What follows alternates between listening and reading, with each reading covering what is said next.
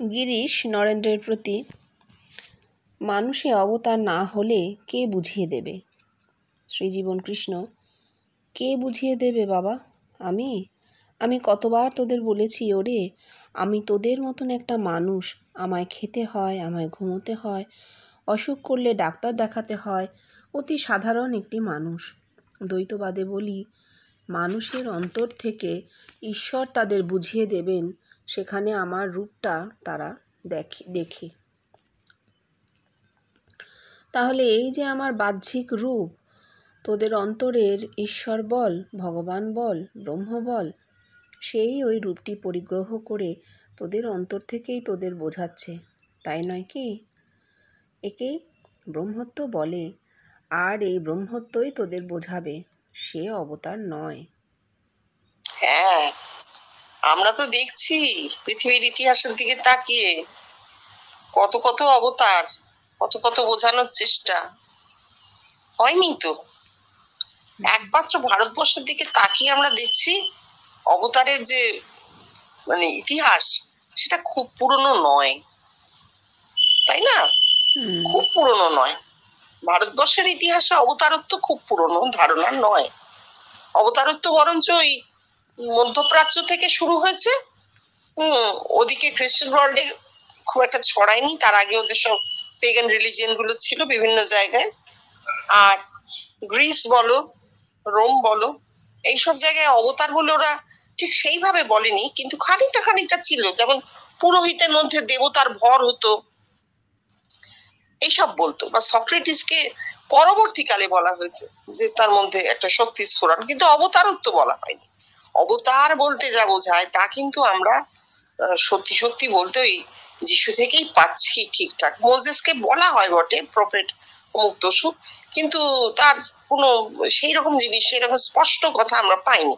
তাহলে অবতারত্ব ঠিকঠাক 2000 বছরের পুরনো, ঠিকঠাক অবতারত্ব 2000 বছরের পুরনো। বুদ্ধকে তো অবতার বলবো না। এরপরে আমাদের ভারতবর্ষের ইতিহাসে ওই শঙ্কর বিচারাত্মক অবতার, তারপর ছোট ছোট নানক, কবির, এইসব হতে হতে চৈতন্য দেবের মধ্যে ভালো রকমের স্ফুরণ হলো। সাকারে কৃষ্ণ অবতরণ দেখলেন তিনি, এবং ঠাকুরে একদম পূর্ণ অবতার, ঠাকুর পূর্ণ অবতার। মানে 2000 বছরের মধ্যে কিন্তু কমপ্লিট হয়ে গেল। তুমি দেখো সারা পৃথিবী জুড়ে অবতারত্ব 2000 বছরের মধ্যে কমপ্লিট হয়ে গেল, ভারতবর্ষে 1000 বছরের মধ্যে কমপ্লিট হয়ে গেল। এই যে দ্বৈতবাদ, যেটা পৃথিবীতে বহুত্ববাদ ছিল, কিন্তু এগুলো কেউ বলবে না, কিন্তু বহুত্ববাদ ছিল পৃথিবীতে, দ্বৈতবাদও নয়। বহুত্ববাদ কি? আমরা 33 কোটি দেবদেবী পুজো করি, এখনো করি, সারা পৃথিবীর মানুষ করে। কেন? মাথায় ওই সংস্কারটা আছে। এবার সংস্কারকে তো ওইভাবে উচ্ছেদ করা যায় না, যার জন্য এই ইসলাম যখন এলো এই সংস্কারের বিরুদ্ধে মোহাম্মদ সব তুলে দিল। এত কোটি কোটি দেবদেবী চাই না, সবাই মারামারি করছে নিজেদের মধ্যে, এসো আমরা সংঘবদ্ধ হই বলে তুলে দিতে চাইলেন। তো ওইভাবে সংস্কার তোলা যায় না বলে ইসলাম এখনো একটা প্রচন্ড উগ্র ধর্ম হয়ে আছে, প্রচন্ড উগ্র ধর্ম হয়ে আছে। মানুষের ভেতরে যদি চেতনা না জাগে তাহলে কেউ কিচ্ছু করতে পারে না। অবতারত্ব শেষ হয়ে গেল ঠাকুরের মধ্যে, পূর্ণ অবতারত্ব। তারপর আমরা কি দেখছি, যে ঠাকুর যে বলছেন মানুষের অবতার না হলে কে বুঝিয়ে দেবে, এই কথাটার একটা ইঙ্গিত হচ্ছে ঠাকুরকে কে বোঝাবে? ঠাকুর বুঝেছেন, ঠাকুর নিজের অবতারত্ব নিজে বুঝেছেন। তিনি মানুষ, তার মধ্যে অবতরণ হয়েছে, তিনি দেখেছেন সেটা, তাই তিনি বুঝেছেন অবতারত্ব কাকে বলে।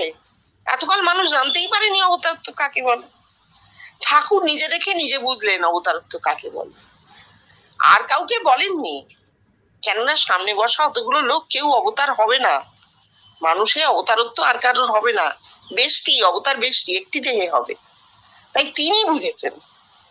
হ্যাঁ, এইবার সেটা যেহেতু বিবেকানন্দ কেটেছেন যে অন্তর্যামী রূপে তিনি বুঝিয়ে দেবেন, সেইখান থেকে জীবন কৃষ্ণ এই কথাটা বলছেন যে কে বুঝিয়ে দেবে বাবা, তোরা তো আমার ভেতরে দেখছিস, দেখে এসে বলছিস। এটার অবতারত্বর ওপরে, এটা ব্রহ্মত্ব, এটা ব্রহ্মত্ব। মানুষে তার মধ্যে তার রূপটা ফুটে উঠছে, এটা তো আর অবতারত্ব নয়। এটা যদি সবাই বলে এই তো সবাই দেখছে এরা সব অবতার, না না, এটা ব্রহ্মত্ব, এটা মাথায় ফুটছে, দেহে অবতরণ হচ্ছে না, তাই না? দেহের সঙ্গে কোনো সম্পর্ক নেই, এটা মাথায় চৈতন্য রূপ ধারণ করে ফুটে উঠছে। খুবই সুন্দর।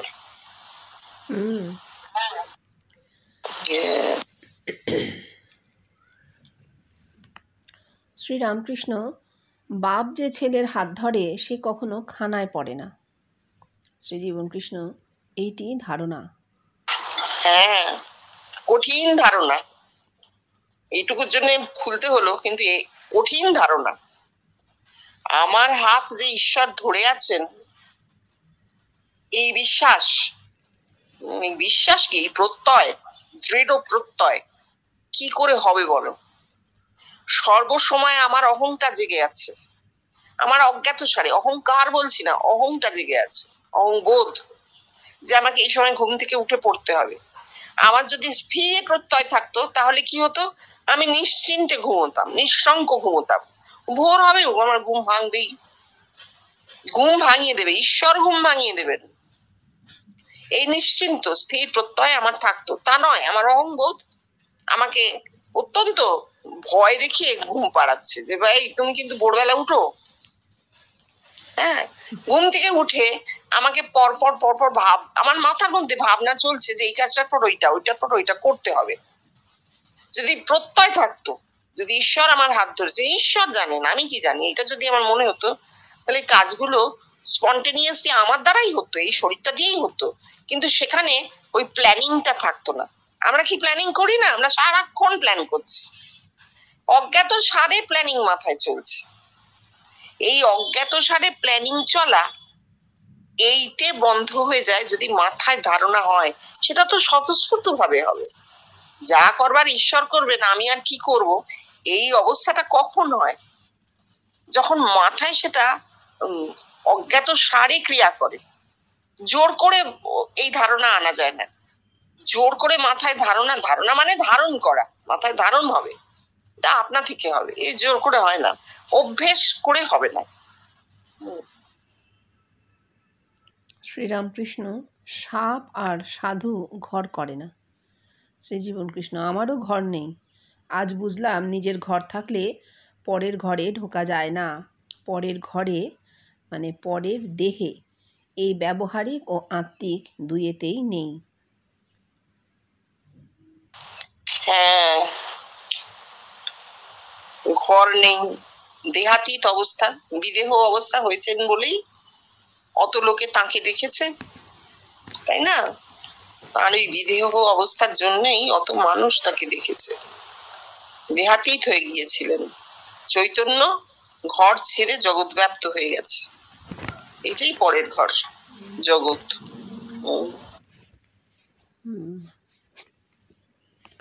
শ্রীরামকৃষ্ণ, আমি শিওরে রাখাল ভোজন করালুম, তাদের হাতে হাতে সব জল পান দিলুম, দেখলুম সাক্ষাৎ ব্রজের রাখাল।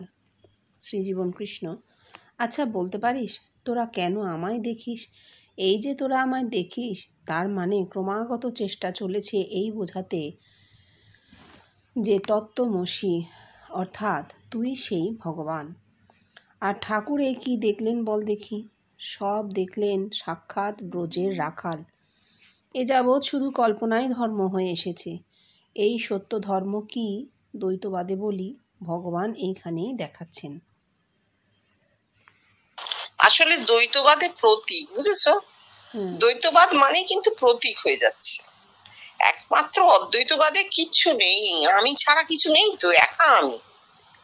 সে আমি ক্ষুদ্র হতে পারে, দেহের মধ্যে অনুভূতি হতে পারে, আবার সেই আমি বৃহৎ দেহাতীত অনুভূতি হতে পারে, দুটোই হতে পারে। অদ্বৈতবাদ এই জন্যই সুন্দর যে এর মধ্যে কিন্তু কোনো মিশেল নেই, কোনো মিশেল নেই, যা আছে তা আছে একদম বস্তুতে। এই যে আমরা ওকে দেখেছি, উনি তো আর প্রতীক নন, উনি তো একটা জীবন্ত মানুষ ছিলেন। এটাই হচ্ছে তফাৎ, যে আমরা দেখেছি একটা জীবন্ত মানুষকে, তার সময় তিনি বাইরেও আছেন, আবার ভেতরেও তাকে লোকে দেখছে, প্রতীক নয়। ব্রহ্মত্ব কোনো প্রতীকে হবে না, প্রতীকাপন্ন লোক ব্রহ্মত্ব পায় না, বলা হচ্ছে ব্রহ্মসূত্রে। তাহলে উনি প্রতীক নন। আর অবতারত্বে প্রতীক আছে তো, দ্বৈতবাদ। অবতার নিজের দেহে যা দেখেছেন দেখেছেন, তিনি অপর ব্যক্তিকে সেই জিনিস, চৈতন্যের সেই অবতরণ করিয়ে দিতে পারেন না। তিনি শক্তি দ্বারা কিছু অনুভূতি দিতে পারেন। অবতরণ একটি মানুষই হবে, এবং তিনি এইটি জেনেছেন যে মানুষের মধ্যে ঈশ্বর আছেন, তাই শাক্তি করছেন, যাতে সেই যাকে শাক্তি করছেন সেই মানুষটি কিছু পায়, অনুভূতি পায়, মন অন্তর্মুখ হয়। ঠাকুর বলছেন, একজন জিজ্ঞেস করছেন ঈশ্বরকে কি করে পাবো, বলছেন কি করে বাবা, নির্জনে নির্জনে থাকো আর খুব করে প্রার্থনা করো, কাঁদো, ব্যাকুল হও, ঈশ্বরের জন্য ব্যাকুল হও। এই যে ঠাকুর বলছেন, এই বলাটার মাধ্যমে কি হচ্ছে, সে যাকে বলছেন তার মধ্যে একটা সুপ্ত ভাবে কিন্তু শক্তি কাজ করতে শুরু করেছে। এইটাই ঘটনা। এই হচ্ছে দ্বৈতবাদের ধর্ম। তো দ্বৈতবাদের ধর্ম স্থায়ী তো হলোই না, উল্টে প্রতীক। ওই রাখাল, ঠাকুর বলছেন রাখাল ভোজন করানো, সবাই ভাবছে যে তাহলে রাখালের মধ্যে কৃষ্ণকে দেখা হবে। এই কথাটার একটা গূঢ় অর্থ হচ্ছে, অনুভূতিতে যে কৃষ্ণ দেখছি সে কিছু সত্য নয়, আমার কল্পনা রূপ ধারণ করছে। আমার কল্পনায় কৃষ্ণের একটা রূপ আছে, তো ভারী মধুর একটি রূপ আমার কল্পনায় আছে কৃষ্ণের, সেই রূপটাই ধারণ করছে। মানুষ তো ব্রহ্ম, সে নিজে সৃষ্টি করতে পারে, সে নিজে কৃষ্ণকে সৃষ্টি করে কৃষ্ণকে দেখছে।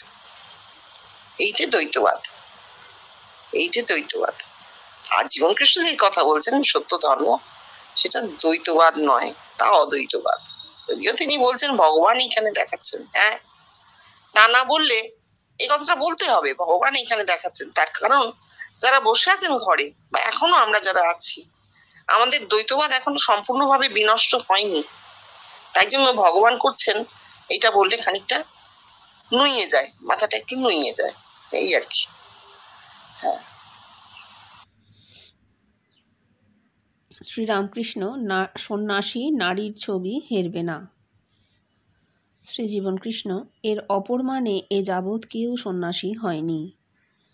ভোলা ভাবতে লাগলো, একদিন শ্রীজীবন কৃষ্ণ কথা প্রসঙ্গে বলেছিলেন, দেখ মায়ের মানিকবাবুর শিশুকন্যা ক্লাস 1 কিংবা 2তে দুটো সাবজেক্টে ফেল করার সংবাদ যখন আমার কানে যায়, তখন আমি বলেছিলাম আজ মাই দুটো রাজভোগ খাবে। তার শিশুকালে তারা আমার বুকে নেচেছে রে। আজ সে একটু বড় হয়েছে আর সে সামনে আসে না। মায়ের বয়স এখন 11-12। আর একদিনের একটি ঘটনা, ভবানীপুর থেকে একটি নবাগত ভদ্রলোক তার একটি কন্যাকে সঙ্গে করে ঘরে এসে প্রবেশ করলেন। কন্যাটির বয়স 13-14, ফ্রক পরা। শ্রীজীবন কৃষ্ণের শ্রীচরণ স্পর্শ করে প্রণাম জানিয়ে ঘরের একটি কোণে উপবিষ্ট হলো। মেয়েটির প্রণামের সময়, থাক মা, আমি তোকে প্রণাম হই মা, আমি তোকে প্রণাম হই, এই কথা বলে তাকে বসতে অনুজ্ঞা করলেন ও একটি দীর্ঘশ্বাস ত্যাগ করলেন। এদিকে পাঠ ও তার দেহতত্ত্বে যৌগিক রূপের ব্যাখ্যাও চলতে লাগলো। কিছুক্ষণ পরে শ্রীজীবন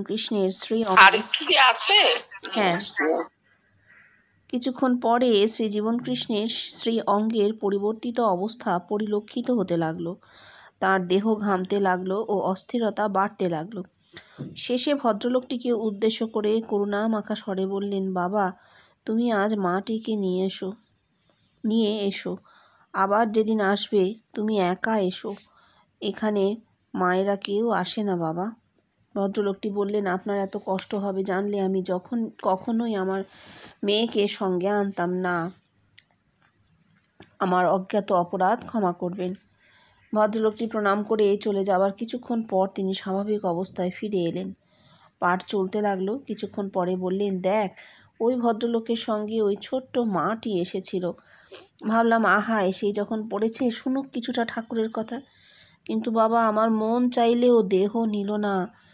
দরদর করে ঘাম হতে লাগলো আর ভেতরে একটা আনচানানি ভাব হতে লাগলো। এ তো শুধু তার মুখের কথা নয়, তার এই দৈহিক, বাহ্যিক ও আভ্যন্তরীণ বহিঃপ্রকাশ সকলে এইমাত্র প্রত্যক্ষ করলেন। মানুষের প্রতি তাঁর এত করুণা, এত ভালোবাসা, এত প্রেম, কিন্তু দুটি বিষয়ে তাঁর প্রত্যাহার ও অপরিগ্রহ। দেহে সদা ক্রিয়াশীল, একটি নারীর সান্নিধ্য, অপরটি দান গ্রহণ। আশ্চর্যভাবে গড়া তাঁর দেহটি। ভোলাদা লিখেছেন দুটো ঘটনা। আমরা তার জীবন 17 বছরের যে জীবনযাত্রা, তাতে দেখেওছি তার ঘরে কোনো মেয়ে ঢুকতে পারতো না, কোনো নারীর প্রবেশ নিষিদ্ধ ছিল। বাইরে থেকে, রাস্তা থেকে জোরে জোরে হেঁটে তারা দেখে চলে যেত, মিলিয়ে নিত। হয়তো দেখেছেন কেউ জীবন কৃষ্ণকে, তিনি মেলাবেন। মেয়ে হলে সে তো মানুষ, মেলাবে কি করে, ঘরে তো ঢোকা বারণ। সে ওই রাস্তা দিয়ে হেঁটে যাবার সময় দেখে নিত। আবার তিনি বাজারে যাচ্ছেন, অনেকের বউ বেরিয়ে এসে দেখছেন, রাস্তা দিয়ে তো তিনি হেঁটে যাচ্ছেন, তাকে তো হেঁটে যেতে হচ্ছে, সে বউটি দেখে নিচ্ছে যে হ্যাঁ এনাকেই দেখেছে। এমনও ঘটেছে। আবার আমরা এমনও শুনেছি, তিনি একা নির্জন ঘরে, তখন একটি 16-17 বছরের মেয়ে ঢুকে বলেছে, আমাকে একটু জল দেবেন, প্রচন্ড তাত বাইরে, রোদ্দুরের, ঘেমে নেই। ঘরের দরজা তো খোলা থাকতো। তিনি বলেছেন হ্যাঁ এসো, এই যে কুঁজো জল গড়িয়ে তাকে দিয়েছে, সে খেয়েছে, খেয়ে চলে গেছে। এমনও শুনেছি। কিন্তু তখন তিনি একা, তার ঘরে একটিও মানুষ নেই। ওইটুকুর জন্য সে ঢুকেছে, জল খেয়েছে, চলে গেছে। এবার আমাদের জানা নেই সেই সময় তার শরীরে কষ্ট হয়েছিল কিনা, হয়তো আনচান করেছে, হয়তো কষ্ট হয়েছে, তবু তিনি ওইটুকু কিন্তু করেছেন। কোথাও আমরা তাকে দেখিনি যে তিনি খুব নির্দয় হয়ে গেছেন, না, এমন হয়নি। পুরী গেছেন, পুরীতে বড়দা এবং বৌদির অনেক বয়স। যখন পুরী গেছেন, বড়দার চেয়ে বৌদি আরো অনেক বড়, বৃদ্ধ মহিলা। হ্যাঁ, তিনি কিন্তু রয়েছেন, কিন্তু নারী তো রয়েছেন। আমরা দেখছি জীবনকৃষ্ণ তিনি যে আছেন, তার সেই মানে অস্তিত্ব সম্পর্কে একেবারে তার কোনো ধারণাই নেই, তিনি দেখতেই পাচ্ছেন না। বৌদির সামনেই আছেন, কিন্তু তিনি বৌদিকে দেখতে পাচ্ছেন না। এ ঘটনাও দেখছি, চোখে জাল পড়ে গেছে, দেখতে পাচ্ছি না। যখন বড়দা জিজ্ঞেস করছেন কেমন দেখতে, বলুন, বলতে পারছেন না। তখন অনেক পরে 62-63 সালের কথা। কিন্তু এইখানে যে কথাগুলো ভোলাদা লিখলেন, এগুলো আরো আগের কথা। এবং সত্যি তার ঘরে কোনো মেয়ে প্রবেশ করতে পারতো না, আর তিনিও নারীর সান্নিধ্য নিতে পারতেন না। অথচ হসপিটালে আমরা দেখছি যখন একদম শেষে, তখন তিনি বলছেন যে এখন মেয়েরা আমার কাছে আসতে পারে, আমার কোনো অসুবিধে নেই, আর কোনো অসুবিধা, আর কোনো ভাগ নেই বাবা, তারাও তো ব্রহ্ম, তারা আসতে পারে। এবং সেই নার্স আসছে, কথা বলছে, আদ্যাস্তোত্র পাঠ করে শোনাচ্ছে, তিনি জোর হাত করে দাঁড়িয়ে আছেন, দর করে চোখ দিয়ে জল পড়ছে, মা মন্দির করে দিলি, হাসপাতালটা তুই মন্দির করে দিলি বলে বলছে। তারা বলছে আপনি সুস্থ হয়ে গেলে আমরা কিন্তু যাবো। বলছে না বাবা, ওখানে নিষেধ আছে। কেন? ওখানে কিসের নিষেধ? কেন নিষেধ? কারণ ওখানে এতগুলো লোক যায়, এই নারী পৌঁছলে, একবার একটি মেয়ে পৌঁছলে তারপর অন্য বহু মেয়ে যাবে, ওইখানকার যে অবস্থাটা, যে পরিবেশটা, সেটা সম্পূর্ণ নষ্ট হয়ে যাবে। এই জন্য তিনি বলছেন। আর একটা জিনিস আমাদের খুব মনে রাখতে হবে, জীবনকৃষ্ণের বেষ্টি, তার একটি বেষ্টি ছিল, পূর্ণ বেষ্টি। সেই বেষ্টিতে তার এই কামিনী কাঞ্চন, ত্যাগ, প্রত্যাহার, মুক্ত সুখে সব ছিল, অপরিগ্রহ, প্রত্যাহার সব ছিল। তার বেষ্টি তো আমরা পাইনি, তার জগৎব্যাপীতে আমরা আছি। বেষ্টি কেউ পায় না, তিনি চাইলেও কাউকে দিতে পারবেন না। ঠাকুর চেয়েছেন, দিতে পারেননি। ঠাকুরও তো চেয়েছিলেন, দিতে পারেনি। বেষ্টি কাউকে দান করা যায় না। জগৎব্যাপী তিনি কিছুই দান করতে পারেননি, জগৎব্যাপীতে তিনি শুধু মিশে গেছেন, তাই আমরা এই অবস্থায় এসেছি। খুব সুন্দর এই যে জায়গাটা। ঠিক আছে। 17 ফেব্রুয়ারি মঙ্গলবার। স্বয়ম্ভু লিঙ্গ কি?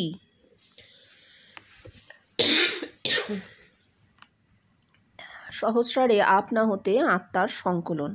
স্বামীজির মতে দ্বৈতবাদ মিথ্যা। শ্রী জীবনকৃষ্ণের দেহটি আত্মার সগুণ রূপ। শ্রী জীবনকৃষ্ণ দর্শনে শ্রী জীবনকৃষ্ণের সত্তা লাভ ভ্রূণাকারে। স্বপ্নেশ্বর নাথ। শ্রীরামকৃষ্ণ, এই শিব যে পাতাল ফোড়া শিব, স্বয়ম্ভু লিঙ্গ। শ্রী জীবনকৃষ্ণ, দেখ, ঠাকুর এখানে এই কথা বললেন, আবার অপর জায়গায় বলছেন আমাকে কঠোর সাধন করতে হয়েছে, নিত্যসিদ্ধের সাধন করতে হয় না। যদি তাকে কঠোর সাধন করতেই হলো, তাহলে তিনি স্বয়ম্ভুলিঙ্গ কীরকমে? স্বয়ম্ভুলিঙ্গ মানে সহস্রারে আপনা হতে আত্মার প্রকাশ। আর আমি তোদের বরাবর কি বলে এসেছি, বাবা, ভগবানকে যে দেখা যায় তাই আমি জানতাম না, তা সাধন করব আর ভগবানের জন্য কাঁদবই বা কি। অর্থাৎ ঠাকুরের একটা ওই বেষ্টিতেই পূর্ণত্ব, তো সামনের মানুষদের কিছু হচ্ছে না সেইভাবে উনি দেখতে পাচ্ছেন, তার মতন তো হচ্ছেই না, তাই জন্য তিনি এই কথাগুলো বলেছেন। কিন্তু জীবন কৃষ্ণের তো তা নয়। জীবন কৃষ্ণ দেখছেন তো যে তাকে ছাপিয়ে একটা শিবত্ব যেখানে, সেখানে তাকে ছাপিয়ে জিনিসটা ঘটছে, তার বেষ্টিকে ছাপিয়ে যা ঘটবার ঘটছে। সুতরাং এই স্বয়ংভূলিঙ্গ সহস্রে আপনা হতে আত্মার সাধন, আত্মার সাধন ঠাকুরের সূত্রপাত হয়েছিল বটে, কিন্তু সেটা পূর্ণভাবে প্রকাশিত হচ্ছিল না। সেটা জীবন কৃষ্ণের মধ্যে পূর্ণভাবে প্রকাশিত হলো বলে আত্মার সাধন আমরা জানতে পারছি। তার আগে আত্মার সাধন একটা কথার কথা হয়েছিল, দেহের সাধনই চলছিল। দেহের সাধন একটি দেহেই হয়েছে, হবে তাই হয়, আর হবে না, কমপ্লিট হয়ে গেছে, কারণ ইভলিউশনে ওটা শেষ। এবার ইভলিউশনে আত্মার সাধন চলছে। আত্মার সাধনের তো কোনো শেষ নেই, অনন্ত, এখন চলছে। আমরা প্রত্যেকটা পর্যায়ে দেখতে পাচ্ছি। জীবন কৃষ্ণের পর্যায়ে জিনিসটা এইভাবে হয়েছিল, এবার আমরা দেখতে পাচ্ছি কি হচ্ছে ধীরে ধীরে। পড়ো। শ্রীরামকৃষ্ণ শ্যাম বসুর প্রতি সংসারে নষ্ট মেয়ের মতো থাকবে, মন উপপতির দিকে, কিন্তু সংসারে সব কাজ করে। শ্রী জীবনকৃষ্ণ এর মানে কি জানিস? জগতে এই যাবৎ যাদেরই দ্বৈতবাদের ধর্ম, তাদের দেহগুলো সব নষ্ট। তাই স্বামীজি বলছেন, is not the dualistic method based on falsehood? কিন্তু স্বামীজি শুধু বলেই গেলেন, প্রমাণ কোথায়? আর আজ সেই প্রমাণ আমাকে অন্তরে দেখে জগতে নরনারী দিচ্ছে বহুত্বের মাঝে একত্ব তথা ব্রহ্মত্ব। দেখ, ডক্টর আরকট প্যান্থাইজমে বলছেন, the moral life thus becomes universal. To live in perfect goodness is to realize oneself in the all. একজন মানুষ যিনি পারফেক্ট গুডনেসে আছেন, তিনি নিজেকে সকলের মধ্যে অনুভব করেন। কিন্তু তিনি যে সকলের মধ্যে নিজেকে অনুভব করছেন তার প্রমাণ এ হচ্ছে অষ্টবক্র সংহিতায় যে আত্মজ্ঞানীর কথা আছে তাই। কিন্তু জগৎ যখন প্রমাণ দেবে যে আমরা আপনাকে আমাদের মধ্যে দেখি, সেটাকে ওরা কি বলবে জানিস? আমার দেহটাই আত্মার অ্যাবস্ট্রাক্ট ফর্ম। আর দেখ, এই কথাই একজন বিদেশি দার্শনিক ডেভিড হকিংস কি লিখছে। In the Aristotelian tradition, the soul is described as the form of body, and by form is mental all the habitudes and capacities of the body. কিন্তু দেখ বাবা, তোদের দেশের বড় বড় পণ্ডিতেরা এ কথা বলতে পারে না। তাদের আত্মা ওই ঠাকুর যা বলেছেন কেমন তা মুখে বলতে পারা যায় না। ঘি কেমন না ঘি যেমন, কিন্তু এর পরেরও যে একটা অবস্থা আছে তা কেউ বলছে না। আর বললেই বা কে নেবে? ঠাকুরেরই কথা তোমার কথা লবে কে? আর সেই কারণেই বেদের ওই উত্তম পুরুষকে নিয়ে আর কেউ ঘাঁটায় নে বাবা। তোদের আমি বলি না, দেখ, যে মুহূর্তে তোরা আমায় তোদের দেহেতে দেখলি, সেই মুহূর্তে তোরা আমার সব কিছু পেয়ে গেলি, তবে ইন এমব্রয়ো। তার বিকাশ এখন যেমন যেমন হয়। গীতাকার বলছে, স্বযোগীময়ী বর্ততে। আর আমি দেখছি আমার আত্মিক চৈতন্যের লীলা কি, তার কৃপা কি। নে পড়।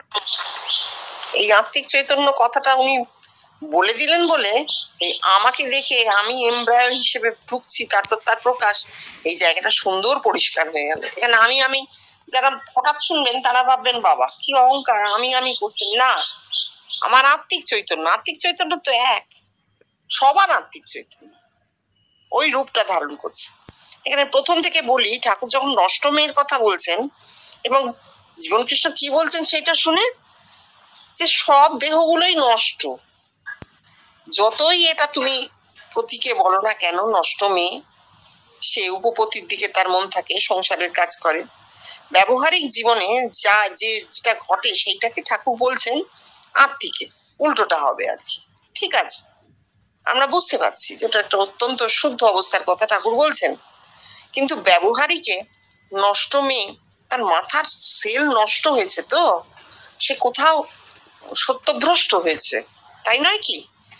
সত্যভ্রষ্ট হলে সে সত্যে পৌঁছবে কি করে?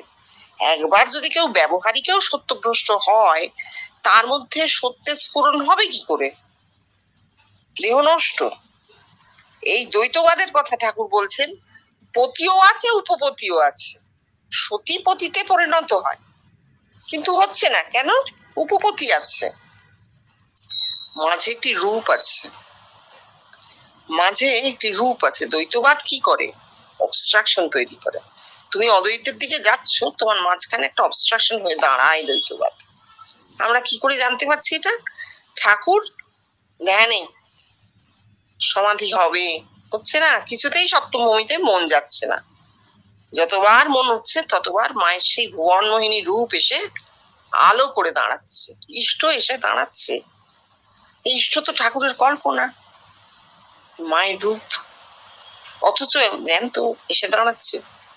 ঠাকুর সেই ইষ্টকে অতিক্রম করে, ষষ্ঠভূমি অতিক্রম করে সপ্তমে পৌঁছতে পারছেন না, তারপর একবারে মন উঠে গেল হু করে সপ্তমভূমিতে। এটা ঠাকুরের সম্ভব।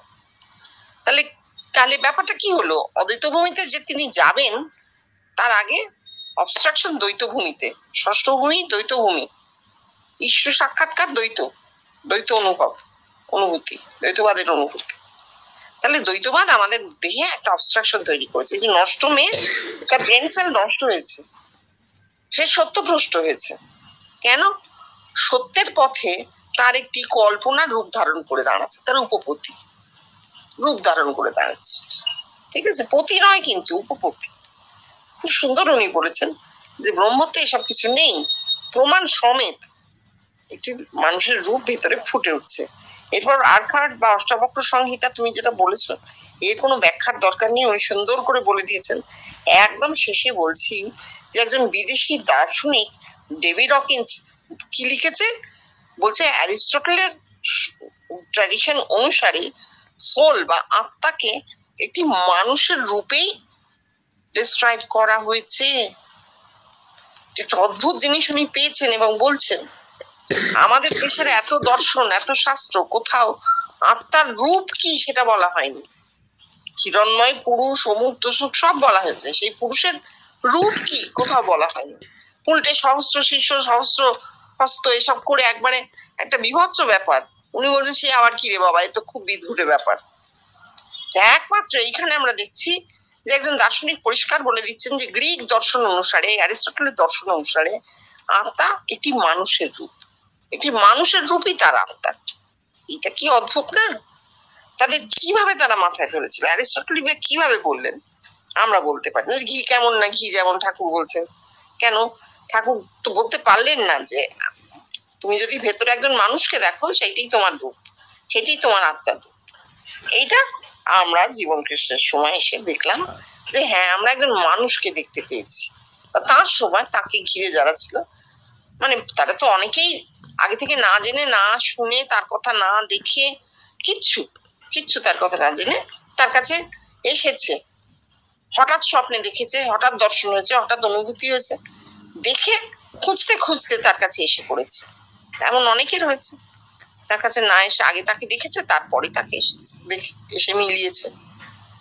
সেখানে তো তিনি তার গোটা শরীরটা নিয়ে হাজির, রুণাকারে হলেও গোটা শরীরটা নিয়েই তো তাকে দেখা হয়েছে। চলছেন, ফিরছেন, কথা বলছেন, বসে আছেন, সমাধিস্থ হচ্ছেন, এইরকমই তো মানুষ দেখেছে ভেতরে, স্বপ্নে, অনুভূতিতে, তারপরে সে মিলিয়ে নিয়েছে। এই হচ্ছে এই জিনিসটার, এই ব্রহ্মত্বের একটা সৌন্দর্য, বিউটি। যে তা আত্মপ্রকাশ করে আপনা থেকে। যার হয় সে সঙ্গে সঙ্গে বুঝতে পারে একটা কি হলো, তাকে বুঝিয়ে দিতে হয় না, সে নিজে বুঝে।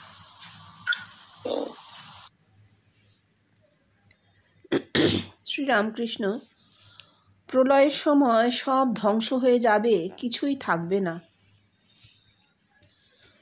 মা কেবল সৃষ্টির বীজগুলি কুড়িয়ে রেখে দেবেন, আবার নতুন সৃষ্টির সময় সেই বীজগুলি বার করবেন। শ্রীজীবন কৃষ্ণ, আবার নতুন সৃষ্টির সময় সেই বীজগুলি বার করবেন, এর কি অর্থ করবি? বেষ্টিতে এর কোনো অর্থ নেই, কারণ তা প্রমাণহীন। শুধু নতুন সৃষ্টি বলতে কি ঠাকুরের ওই তোমরা সব বসে আছো আমি সব রাম দেখছি, এই কি তার নতুন সৃষ্টি? তিনি যে সব রাম দেখছেন না কি দেখছেন তার কোনো প্রমাণ নেই। কিন্তু নতুন সৃষ্টির সময় আবার সেই বীজগুলি বার করেন, অর্থাৎ আমি আমাকে মানুষের দেহে সৃষ্টি করছি। আমার আমি নাশের পর সেই সৃষ্টির প্রমাণ দিচ্ছে জগতের মনুষ্য জাতি, আমি না। আমি আত্মা সাক্ষাৎকার করলাম, আমি সৃষ্ট হলাম, আবার আমি নতুন করে নিজেকে সৃষ্টি করলাম মনুষ্যের দেহে। এই আমি আবার নিজেকে নতুন করে বার করলাম। বুঝতে পারলি? কি অদ্ভুত কথা তো বলছেন না, হ্যাঁ, কি অদ্ভুত কথা বলছেন। প্রলয়ের সময়, প্রলয় কি দেখো, তার যখন স্থিত সমাধি হয়ে তিনি জড় সমাধিতেও কি বলে জড় সমাধি হয়ে তিনি বীজবৎ হয়ে গেলেন, এগুলো তার বেষ্টি। তখন তো প্রলয় হয়ে গেল, তার আমি সম্পূর্ণভাবে নাশ হয়ে গিয়ে জড় সমাধিতে গুটিয়ে বীজবৎ হয়ে গেল।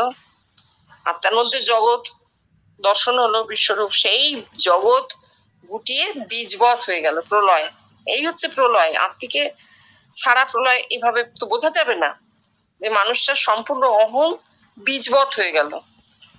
বীজবৎ মানে যে বীজ থেকে এত বড় দেহের জন্ম, পিতৃরেত, পিতার শুক্র, সেই শুক্রে যে অবস্থায় প্রাণ থাকে, কি কঠিন, কি কঠিন। দেখো আমাদের প্রত্যেকের দেহ কিন্তু সেই শুক্র থেকে এসেছে, অথচ আমাদের অনুভূতিতে সেই শুক্রে ফিরে যাওয়া, দেহ সম্পূর্ণভাবে নাশ, দেহের অনুভূতি মানে দেহটাই নেই মনে হবে, সে শুক্রে প্রাণ যে অবস্থায় ছিল সেই অবস্থায় চলে যাওয়া, একেই প্রলয় বলে। একটা দেহে হয়েছে, ওর দেহে। সেইখান থেকে যখন উনি ফিরছেন, এই জড় থেকে, জড় সমাধিতে বীজবৎ, বীজবৎ থেকে লয়, নেই, কিছু নেই, তারপর ফিরে আসছেন কোথায়? বেদান্তের চতুর্থ ভূমি, আগম নিগম মিলিয়ে একাদশ ভূমি, স্বপ্ন, স্বপ্ন চৈতন্যে ফিরছেন। দেহ তো তার যায়নি, এটা পুরোটাই তার চৈতন্যের কথা। বেষ্টির আত্মিক চৈতন্য কিভাবে কিভাবে ডেভেলপ করে এই অবস্থায় এলো, যখন ফিরছেন স্বপ্নে, স্বপ্ন চৈতন্যে তার ফেরা হচ্ছে। স্বপ্ন চৈতন্য তার দেহে আটকানো নেই। স্বপ্ন চৈতন্য হচ্ছে কালেকটিভ আনকনশাস, সমস্ত জগতের চৈতন্য, জগতের নির্গুণ চৈতন্য, যে নির্গুণ, নির্গুণে নামছেন আনকনশাস। এই কালেকটিভ আনকনশাস এর নামার পর, কালেকটিভ আনকনশাস এর ঠিক ঠিক বাংলা কি হবে আমি জানি না, এটা আমার অপারগতা, অক্ষমতা, শ্রোতারা নিশ্চয়ই ক্ষমা করবেন। যাই হোক, সেই কালেকটিভ আনকনশাসে তার স্বপ্ন চৈতন্য তিনি নামছেন, তিনি নামছেন, তার চৈতন্য নামছে। তার ফলে জগতের বিভিন্ন মানুষ যাদের দেহে কালেকটিভ আনকনশাস থেকে কিছু কিছু স্ফুরণ আসছে, তারাই তাকে দেখেছেন একদম স্পষ্ট। কেন সব মানুষ তাকে দেখেননি, তার প্রধান প্রমাণ হচ্ছে তার ক্রিয়াটি নির্গুণে হচ্ছে। এই কালেকটিভ আনকনশাসকে নির্গুণ বলতে পারো, ক্রিয়াটি নির্গুণ। কালেকটিভ মানে সমগ্র জগতের, জগতের দিচ্ছে যৌথ অবচেতন। হ্যাঁ, অবচেতন আমি বলবো না, আনকনশাসকে অবচেতন বলা উচিত না, সাবকনশাস হচ্ছে অবচেতন। হ্যাঁ, সাবকনশাস হচ্ছে অবচেতন। সাব কথাটার মধ্যে একটা নিম্ন গতি আছে, কিন্তু এটা তো ঊর্ধ্ব গতির কথা। আনকনসিয়াস আর সাবকনসিয়াস এক তো হবে না, যৌথ নির্গুণ চেতনা, যৌথ অচেতন বলতে পারে, যে চেতনা এখনো জানা যায়নি, নির্গুণে আছে। এই নির্গুণে আছে বলেই, কালেকটিভ আনকনসিয়াসে আছে বলেই জগতের সব মানুষ তাকে দেখেনি, দেখা সম্ভব নয়। কিছু কিছু দেহে ফুটফুট ফুটফুট করে ফেটে গেছে। খুব ভালো করে বলতে গেলে দেখো, ধরো একটা জায়গায় মাটির তলায় আগুন আছে, মাটির তলায় আগুন আছে, কি করা হয়, এরকম আছে জায়গা, লোকে বলে ওখানে আগ্নেয়গিরির মতন আগুন আছে, জায়গাটা ঘিরে রাখা হয়, একটা অনেকটা এরিয়া দিয়ে, তার বাইরেও কিছুটা এরিয়া নিয়ে জায়গাটাকে ঘিরে রাখা হয়, যাতে মানুষ সেখানে না যায়। তা আমরা দেখতে পাচ্ছি এরা কোথায় আগুন, কোথায় আগুন, না আগুন ওইরকম ভাবে বেরোয় না। যে জায়গাকার মাটিটা একটু আলগা হয়ে গেছে, ফাট করে সেখানে ফুটে উঠে আগুনটা বেরিয়ে আসছে। হঠাৎ করে একটা জায়গায় গড়গড় করে আগুন অনেক বেরোতে থাকে, পরে উঁচু হয়ে ঢিবি হয়ে যায়, তখন বলে ওটা আগ্নেয়গিরি। একা ওই মুখটা দিয়ে আগুন বেরোচ্ছে, কিন্তু তার চারপাশের জমিতে নিচে আগুন আছে। এও তাই, কোনো মানুষের মাথায় আগুনটা ফট করে ফুটে ওঠে, তার রূপটা দেখতে পাওয়া যায়। আবার কোনো মানুষের আছে, নির্গুণে আছে, কিন্তু প্রকাশ হয়নি।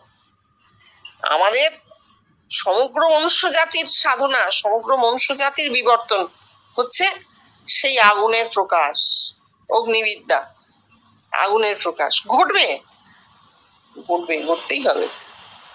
মানুষ নিজেকে জানবে, এর জন্যই তার জন্ম, প্রত্যেকটি মানুষ নিজেকে জানবে, এই জন্যই এই মনুষ্য জাতির মধ্যেই বিবর্তন, নাহলে এই বিবর্তনের কোনো মানেই নেই। অদ্ভুত। ঠিক আছে, আজকে এই অবধি থাকুক তাহলে এটুকু। মাসি, আমি একটা প্রশ্ন আমাকে বলতে ইচ্ছা হচ্ছে, প্রশ্ন বলবো না, আপনি যদি এটা একটুখানি এক্সপ্লেন করেন, অবতারত্বটা কি জিনিস, মানে বুঝতে পারছি না। এটা কি তুমি এখন রেকর্ড করছো? হ্যাঁ, সেটার জন্যই ভাবলাম, দাঁড়ান।